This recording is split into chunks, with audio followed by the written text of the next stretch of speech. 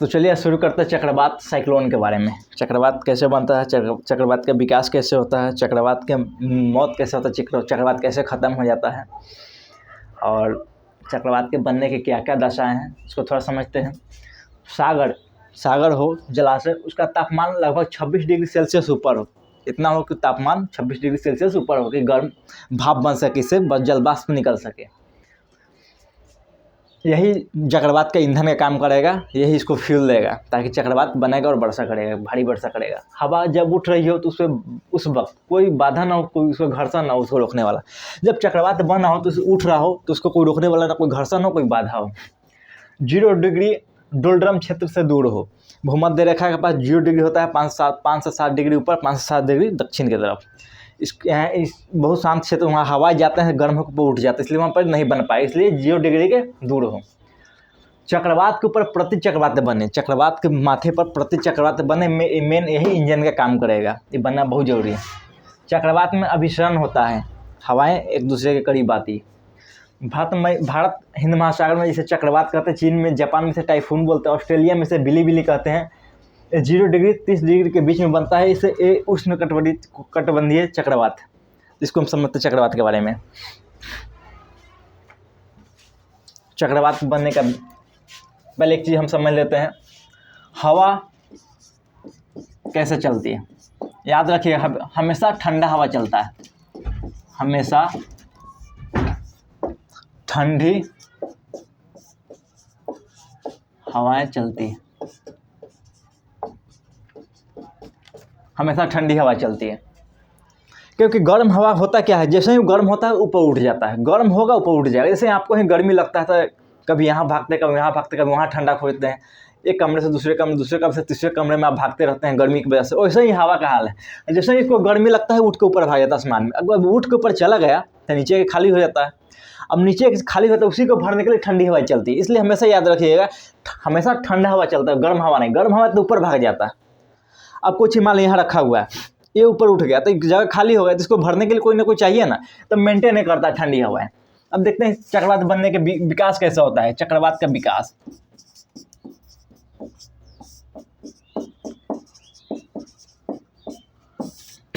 पहले क्या होता है, मान लीजिए कि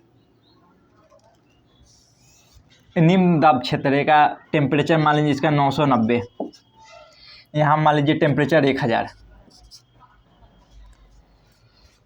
तभी गर्म क्षेत्र हो गया, यहाँ का हवा गर्म को उठ रहा है, 990 1000 है, तो यहाँ से ठंडी हवाएं चलेगी, इसकी तरफ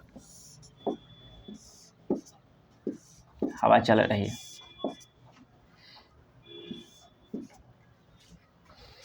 नंबर 1। नंबर 2 में क्या होगा, मान लीजिए टेम्परेचर इसका और लो प्रेशर कमने लगा और गर्मी बढ़ने लगा, मान लीजिए कि 960 हो गया ही, तब और स्पीड से हवा इसकी तरफ चलेगा, और स्पीड में हवा चलेगा। और क्या होगा, हवा के चलने से हवा यहाँ गर्म हो रहा है तो ऊपर गर्म हो रहा है तो गर्म होकर ऊपर उठेगा, तो हवा कुछ ऊपर भी उठने लगेगा, हवा गर्म होकर ऊपर उठने लगेगा। अब कुछ छोटे बादल का भी रूप लेने लगेगा, हवा उठेगा, अब बादल भी कुछ बनाने लगेगा। और टेम्परेचर बढ़ रहा है, मान लीजिए कि अब टेम्परेचर 3 नंबर में टेम्परेचर 930 हो गया,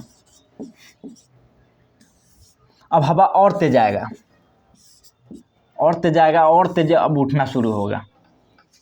शुरुआत में क्या हो, थोड़ा सा गर्मी पड़ेगा तो हवा चलना शुरू होगा, ठंडी हवा चलना शुरू होगा गर्म हवा को भरने के लिए। क्योंकि हवा क्या होता है, जैसे ही गर्म होगा ऊपर उठ जाएगा तो खाली हो जाएगा, तो इसको भरने के लिए हवा चलेगा। हवा क्या होता है, गर्म जैसे ही होगा हवा पर गर्मी पड़ेगा और गर्म होगा हवा ऊपर उठ जाएगा, तो नीचे के खाली हो जाता है, उसको भरने के लिए ठंडी हवा चलता है। यहाँ शुरुआत होगा, गर्म होकर थोड़ा सा ऊपर उठेगा तो ठंडी हवा चलना शुरू होगा, यहाँ चलना शुरू होगा, यहाँ तेज रफ्तार में चलना शुरू होगा, थोड़े मोड़े बादल बनना शुरू होगा, और यहाँ पूरी स्पीड में चलना शुरू होगा और चक्रवात का रूप लेगा।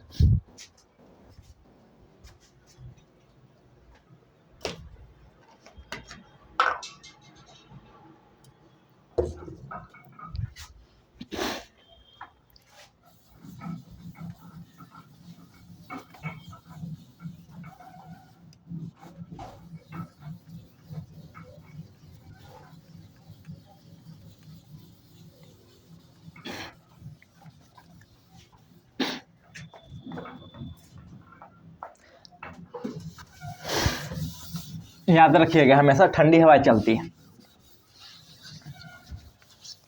अब हम पढ़ते हैं, सागर जलाशय का तापमान 26 डिग्री सेल्सियस ऊपर हो। मान लीजिए कि सागर है, एक हम चक्रवात वहीं बनेगा जहाँ सागर हो, धरती स्थल पर नहीं बनेगा, तो स्थल पर पानी कहाँ से लाएगा वो। चक्रवात में क्या होता है, वर्षा होता है, खूब बादल बनते हैं और भारी बारिश हो जाता है। बारिश कहाँ से होने के लिए पानी चाहिए, पानी कहाँ से मिलेगा, समुद्र से।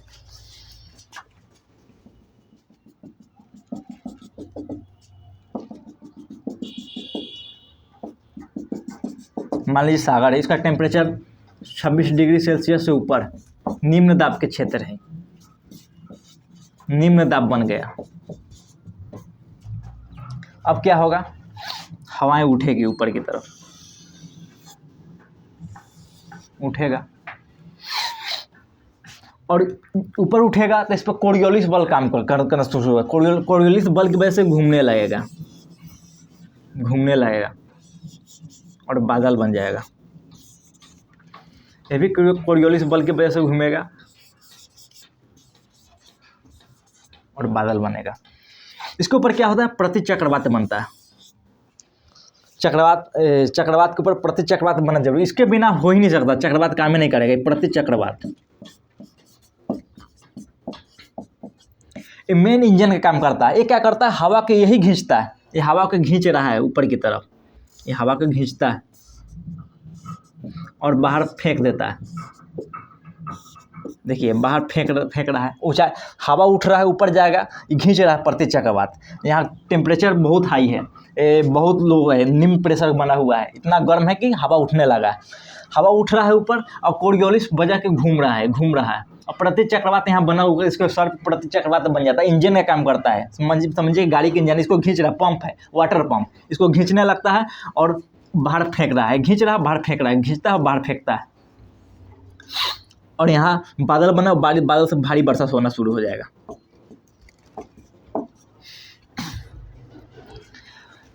हवा जब उठता है तो कोरियोलिस बल, आपको पता है कोरियोलिस बल ऊपर में दाहिने तरफ या नीचे बाएं तरफ घूमता है, तो कोरियोलिस की वजह से ये वाला घूमने लगता है। प्रतिचक्रवात इसको खींचता है और बाहर फेंकता है। प्रतिचक्रवात इसको खींच रहा है हवा को और स्पीड में, जब तक ये रहेगा तब तक चक्रवात रहेगा। ये खत्म हुआ, पानी और प्रतिचक्रवात दोनों में से कोई एक खत्म हुआ, पानी और दूसरा प्रतिचक्रवात, चक्रवात खत्म हो जाएगा। पानी क्या होता है, इसको ईंधन दे रहा है, जल वाष्प बन रहा है, गर्मी की वजह से यहाँ भाप बन रहा है, भाप क्या है, उठ रहा है ऊपर, प्रतिचक्रवात इसको खींच रहा है और बाहर फेंक रहा है, खींच रहा है बाहर फेंक रहा है। दो काम बहुत जरूरी होता है, एक पानी इसको भाप देगा और दूसरा प्रतिचक्रवात इसको खींचेगा और बाहर फैलाएगा। देखिए खींच के बाहर फैला रहा है, बाहर अब सब जगह भारी बारिश हो रहा है। ये वाला क्षेत्र बहुत शांत होता है, ये वाला क्षेत्र, यहाँ लंबवत घर्षण ना हो, हवा जब उठ रही हो तो उसे वक्त कोई से बाधा ना हो, कोई घर्षण ना हो, यहाँ कोई इसको रोकने वाला ना हो कि रोक सके। ये हवा उठे तो सीधे उठे, इसको कोई रोकने वाला ना हो, कोई घर्षण ना हो, घर्षण एकदम नगण्य होता है, इसलिए हवा सीधे उठ पाता है, इसको रोकने वाला कोई न होता है। तो हवा उठता है, उठने में इसको कोई दिक्कत नहीं होता है और उठ के प्रतिचक्रवात इसको बाहर फेंक देता है।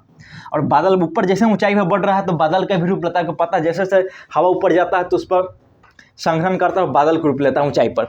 तब ऊपर खींच रहा है प्रतिचक्रवात, बादल बना के बाहर फेंक रहा है, हवा बाहर फेंक रहा है, बादल बन रहा है। तो बहुत शांत क्षेत्र होता है, बहुत शांत होता है, इसे चक्रवात की आंख भी कहते हैं।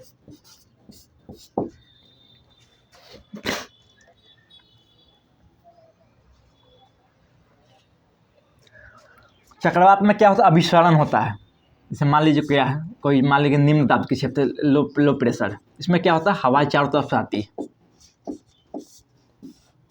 अब प्रतिचक्रवात में क्या होता है, ये अभिसरण हो गया, अभिसरण का क्षेत्र है। और दूसरा होगा अपसरण, ये प्रतिचक्रवात में होता है, ये प्रतिचक्रवात में होता है। इसमें क्या होता है, ये हाई प्रेशर होगा, इधर लो प्रेशर होगा, इसमें हवा बाहर की तरफ जाएगा।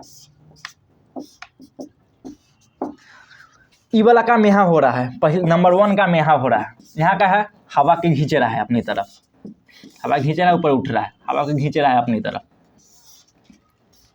ऊपर उठ रहा है। हवा क्या है, ऊपर खींच रहा है, ऊपर उठ रहा है। यहाँ अभिसरण हो रहा है, यहाँ क्या होता है, अपसरण होता है। 2 नंबर यहाँ होगा, 1 नंबर यहाँ होगा, 2 नंबर यहाँ होगा। इस पर हमने शायरी बनाई थी, आँखों की सागर और बातों की गर्मी बन जाती भाप है, तुझ पर ना कोई घर्षण हो ना 0 डिग्री भूमध्य रेखा का प्रभाव, वाह क्या बात है। नजरें मोड़ना ऐसे जैसे कोरियोलिस बल, क्या कहें साला तुम तो चलते फिरते चक्रवात है। आंखों की सागर और बातों की गर्मी बन जाती भाप है, सागर के तापमान इतना हो कि भाप बन सके, आंखों की सागर और बातों की गर्मी बन जाती भाप है, तुझ पर ना कोई घर्षण हो न भूमध्य रेखा का प्रभाव, इस पर कोई घर्षण हो उठ सके, इस पर कोई घर्षण हो कि आराम से उठ सके, उठने में कोई दिक्कत ना हो, तुझ पर ना कोई घर्षण हो न भूमध्य रेखा का प्रभाव, भूमध्य रेखा यानी विषुवत रेखा से दूर हो, तुझ पर ना कोई घर्षण हो न भूमध्य रेखा का प्रभाव, वाह क्या बात है। नजरें मोड़ना ऐसा जैसे कोरियोलिस बल, यहाँ देखिए कोरियोलिस बल की वजह से घूम रहा है, कोरियोलिस की वजह से घूम रहा है। नजरें मोड़ना ऐसा जैसे कोरियोलिस बल, क्या कहें साला तुम तो चलते फिरते चक्रवात। तो चक्रवात से जुड़े कुछ तथ्य हैं जिसे आप देख सकते हैं, इससे अधिक और मैं आपके बीच में लाऊंगा। फिर चक्रवात का अंत कैसे होता है, चक्रवात क्या बोलता है उष्ण कटिबंधीय चक्रवात है जो 0 डिग्री से 30 डिग्री के बीच में बनता है, और भारत के पूर्वी क्षेत्र में ही चक्रवात क्यों आता है ज़्यादातर, उसके बारे में मैं आपको बताएंगे। इसे उष्ण कटिबंधीय चक्रवात बोलते हैं, फिर आपको शीतोष्ण कटिबंधीय चक्रवात बताएंगे, फिर बताकर बताएंगे। इसे जो छोटा सा चीज़ है इसको आप समझ सकते हैं, होता कुछ नहीं, यहाँ लो प्रेशर बनेगा सागर में और सागर के पानी गर्म होकर उठना शुरू होगा और उठेगा तो उसके ऊपर प्रति चक्रवात बनेगा, प्रति चक्रवात और तेजी से हवा को खींचेगा और बाहर फैलाएगा, बादल बनेगा और वर्षा होगा, बात खत्म। इससे अधिक और जानने के लिए आप हमारे चैनल को फॉलो कीजिएगा। धन्यवाद।